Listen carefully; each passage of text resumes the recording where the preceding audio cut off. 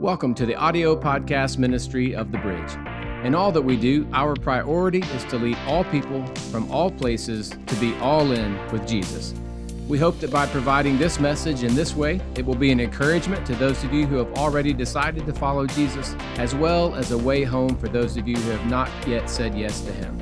You can find out more, as well as support this ministry, by going to bridgeclarksville.com. All right, so UFC walk-in songs. There are some really notable and really out there walk-up songs in the UFC and in other fighting things. What if y'all had to pick one for yourselves? What would your walk-up song be for yourself? You're coming into the ring, you got your gloves on, your posse's around you, the crowd's roaring. You have yours ready to go? I do. It just popped right into my mind. Come Together, the Beatles. Come Together. There you go.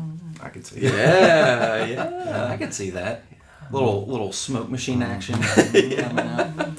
Well, I was thinking that after telling the story of how I got beat up by a girl yesterday, that maybe Macho Man. Macho Man. Like something that helped rebuild my confidence. Right, yeah. A little bit. I think mine would be Dude Looks Like a Lady. No, I'm just playing. No. It's in. Yeah. It's recorded. It's recorded. Yeah, the world's going to know. For myself, I thought there's this band called Holy Name, and they're a Christian metal band. It's pretty heavy stuff, but it's called Meet Me Somewhere Quiet, and it just has this kind of intro, for a solid 30, 40 seconds, and then it just goes into ripping it up, and I'm just like, yes, that needs to be it, Josh, for you, I'd actually pick some for everybody on our staff team. Okay. This will be fun. Josh, just because of your personality, I thought maybe the VeggieTales theme, a little psychological warfare, Yeah, get that tuba going. They're like, is this dude serious, I can see it. You throw them off, and then you come in and just... throw one. That was VeggieTales because they're like, is this legit? And then they drop theological truth bombs over and over and over. Yes. Yeah, so I thought that fit you really well. Mike, I had said Wanted Dead or Alive by Bon Jovi. Some of that going on. Giving off that boom, boom, boom. I was like, Mike's walking into that, yeah. But Andy, I said, Why Can't We Be Friends by War. He's like, why we even got to fight right now? That's perfect. Why do we have to be doing this? That's perfect. For Chad, this was hard. We were talking a little bit right before this. Yeah. I was thinking AC/DC, Metallica, all that sort of stuff. Striper, Christian rock from back in the day. But I settled on War Pigs by Black Sabbath. Mm-hmm. That may be a little bit of a lesser known one, maybe, but I'm not going to lie, I used ChatGPT. And I said, what are rock songs with really low-key intros that are still, edgy, Huh. And I think Chad would approve of that. Yeah. We'll see what he says when he gets back. Yeah. Well, let's just play it next Sunday. Yeah. Without him knowing. Let's just see what he's happens. walking on stage. Once you get that set up and hit the play button for us. So while in the middle of your prayer, while you're praying and he's walking up, you'll start hearing it coming. I don't know, I was thinking Jump. Jump? Yeah, with Van Halen. While I pray, and then the dun, dun, dun. Yeah. Okay. I like it. Yeah. I think that could work. We'll do that. Write that in on the sheet and we'll do that. And then for Susanna, this was really hard. I was thinking Respect by Aretha Franklin, all sorts of stuff like that. But I settled on Lose Yourself by Eminem. I just thought that would be perfect for Susanna. I could see that. I love that. Mom spaghetti. That's right. Mom spaghetti, yes. She comes in with a pot of her mom's spaghetti. And then she just dumps it. She just, on the competition, on their heads. I think the listener should offer their suggestions. Yeah, what is our walk-up song? Yeah, what would you think? You know, so they can comment below the video. That's genius. Or go to the Facebook page where it's going to be posted. Let us know, and maybe if we get enough people interested, we can make it happen. The people want it, Chad. If we get 50,000 likes on this video, no, I'm just playing.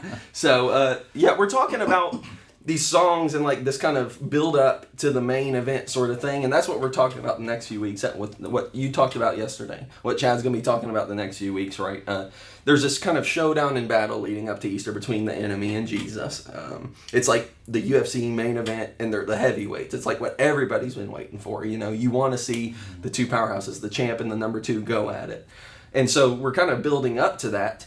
One thing you said yesterday, though, that I thought was great, the battle is won. Like Jesus, he knows the battle's won when he's going to the cross. He knows that he's not going to lose. And we know that now. We get to, look back and see the battle's won. But we still have to deal with the residual enemy working in our lives. He's trying to distract us. You had mentioned these 3 things yesterday. Distract us, disqualify us, discourage us from the truth, from victory in Jesus. And so I guess the question is, how do we become more aware of the spiritual battles? How do we become more aware of Satan trying to disqualify us, discourage us, all of that?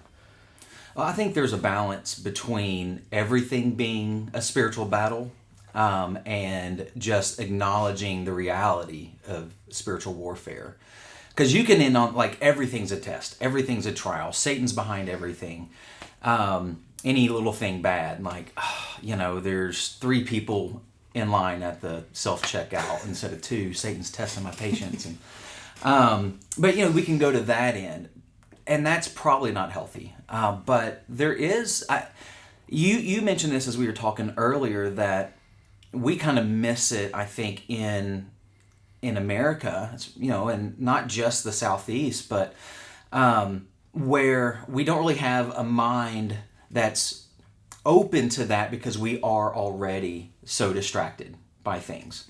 We're overstimulated, we're over-entertained, and there's all this out there that we don't really consider the reality of, we were created into a spiritual world that already existed before physical world did. And so, as we live out our life, as we're walking each day, that's going on around us. There's this epic war that has been raging of good versus evil, and now we're walking in the middle of that. So I think it's just an awareness. Okay, it's not just me. It's not just these earthly things that are going on, but there's a battle for the hearts and the minds of men, and that there is an enemy out there that is seeking to keep us distracted. So right now, in that arena, he seems to be winning. But all the things that come to us in life, especially the hard and difficult things, the trials and temptations, those are places where we can choose to step into the battle, or we just tap out of it and we're automatically the loser, if you will, in that. Like the path to victory in it is to say, okay, there's something going on here on a spiritual level, and I need to step into it with that mindset, and just be aware. Yeah, to recognize it, but not attribute everything to spiritual warfare. Yeah. And I think sometimes we can go the other way too, and just be like, we so don't believe in spiritual warfare that we just assume that this is just life and that this is how it is and how it's supposed to be. Whereas we know that's not the truth as well. We're not supposed to just have all of this negative and terrible always coming at us and us just taking it and rolling with it, Yeah. Mm-hmm. One of the members of the church yesterday had brought up a really interesting idea, bringing up the armor of God in Scripture in Ephesians 6. Whenever we read about that, I'm going to take a second just to read it. Ephesians 6:11-18. It says, "Put on all of God's armor so you will be able to stand firm against all strategies of the devil. We are not fighting against flesh and blood enemies, but against evil rulers and authorities of the unseen world, against mighty powers in this dark world, against evil spirits in the heavenly places. Therefore put on every piece of God's armor so you will be able to resist the enemy in the time of evil. Then after the battle you will be standing firm." And it goes on to tell you the armor of God and what all that looks like. We were talking about that a minute ago. That's heavy. Just the idea of, like, you're not just fighting against your own temptations. You're not just fighting against your flesh. You're fighting against evil powers and authorities who are coming at you. You had mentioned Satan is roaming the world ready to devour us like a roaring lion. He's proud and he's not holding back. And that's scary.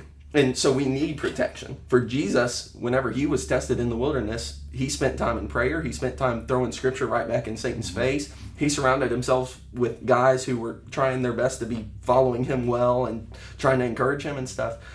What does it look like for us to protect ourselves in this spiritual warfare we're facing? What does that look like for us to protect ourselves? One thing that reminds me of, and you mentioned this on Wednesday night at youth group, is this idea that we live in such an instant gratification kind of world, and we're used to being able to find answers immediately to all kinds of things. But I think in this kind of situation right here, I think it's more of a lifestyle kind of pattern, really. We don't wait until the moment that we recognize that we're under attack, but rather instead you do things that help you put on the armor of God. And just like we saw Jesus do, I mean, he withdrew to lonely places to pray, and we see that he was in Scripture. He used Scripture to battle Satan. All of those kind of things, I believe, are an example for us as well. But the time to do that is well before the battle ever comes your way.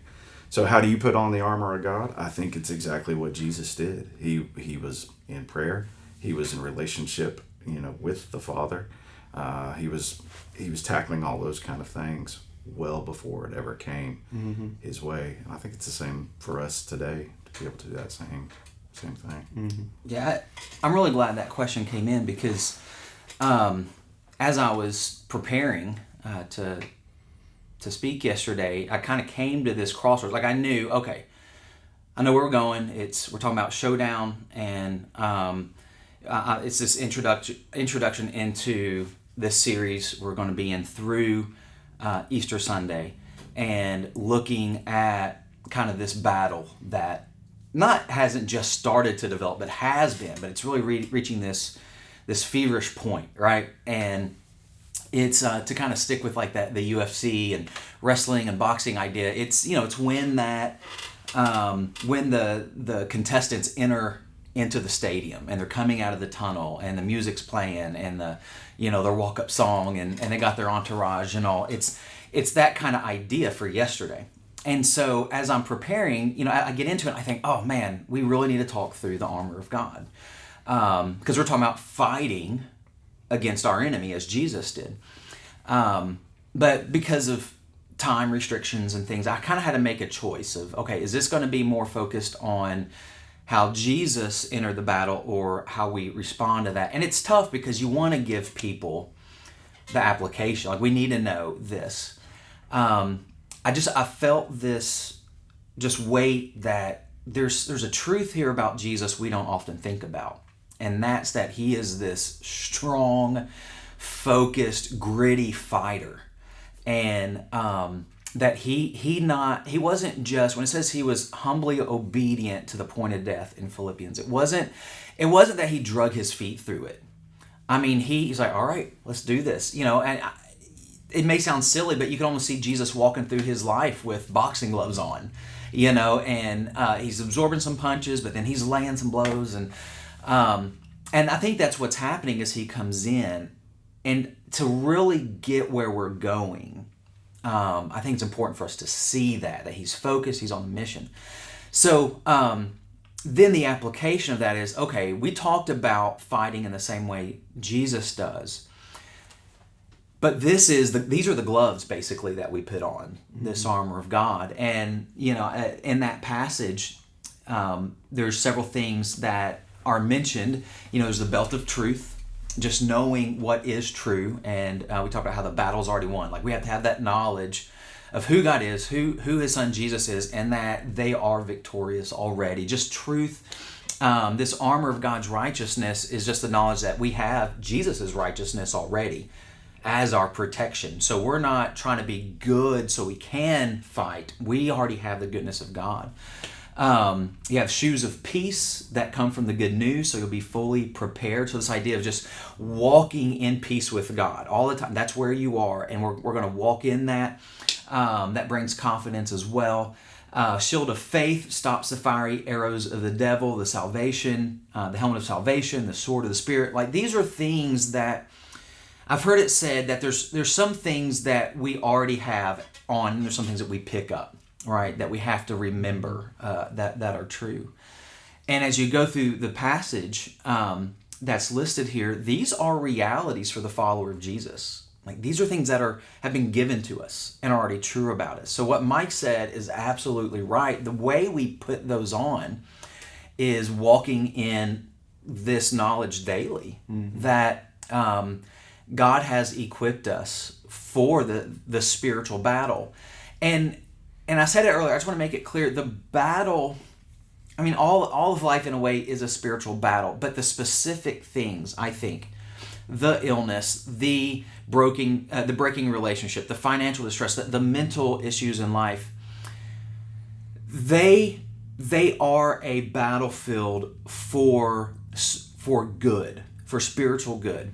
The way we walk through that, react to those, depend on Jesus through those, acknowledge God's goodness through those, that's where He's being glorified. And that's where His goodness is shown in our life and in the lives of others. And that's where we can impact the growth of His kingdom. But I think it really comes back to how are we starting our day? I think Chad said this maybe last week, that it's, man, before my feet hit the ground, I'm acknowledging that I need Christ and that He's with me and that I want to honor Him. So being able to walk the way Jesus walked, fight the way Jesus fought, is that we prepare the way He prepared as well. And I think it's just that daily and even momentary acknowledgement. All right, Jesus is here with me. God's way is right. It's good. I need to acknowledge His presence. And I need to, even in this moment, kind of have that question in my mind of, God, what do you want from me in this moment? Whether it's good or hard, whatever, what do you want from me? And as we walk in humble obedience, we defeat the enemy. We walk in the victory that we already have because the enemy's been defeated. Yes. And then those three things become reality. Yeah. I like what you said. It's it's a daily thing, yes, but even more so, it's a momentary thing every single moment. And so putting those practices into place to remember the victory, and maybe it's changing the screensaver on your phone, so every time you open it up, you're seeing a verse that really drives you to be a better Christian, a better Christ follower. Or maybe it's you're setting an alarm for every hour, every 30 minutes during your day to pray for whoever it is that's in front of you, or the last person, stuff like that, to really put into practice prayer, reading scripture, making sure you're following in the footsteps of Jesus. That's awesome. The momentary. That's good. As we set the stage for these next few weeks, we're going to wrap up with this. As we think about where we're headed and the big grand finale, the uppercut that Jesus is going to throw in the pocket. He's getting beat up and the uppercut comes up, right? What do we need to remember about Jesus, the enemy, and the arena they're fighting in? What do we need to remember these next few weeks? I didn't know if you were about to jump in on that or not. I think that the important thing to remember as we go in is that this isn't just a reality that occurred in a week 2,000 years ago. Like, this battle has been raging since before creation. Like, we're created into this reality. And so it's going on all around us, but there's been this movement to this point where all of God's plan, everything that is recorded and prophesied in the Old Testament and taught about and revealed in the New, is leading to this moment where Jesus really does deal the death blow to the enemy through His willing, obedient, sacrificial death on the cross and then His resurrection.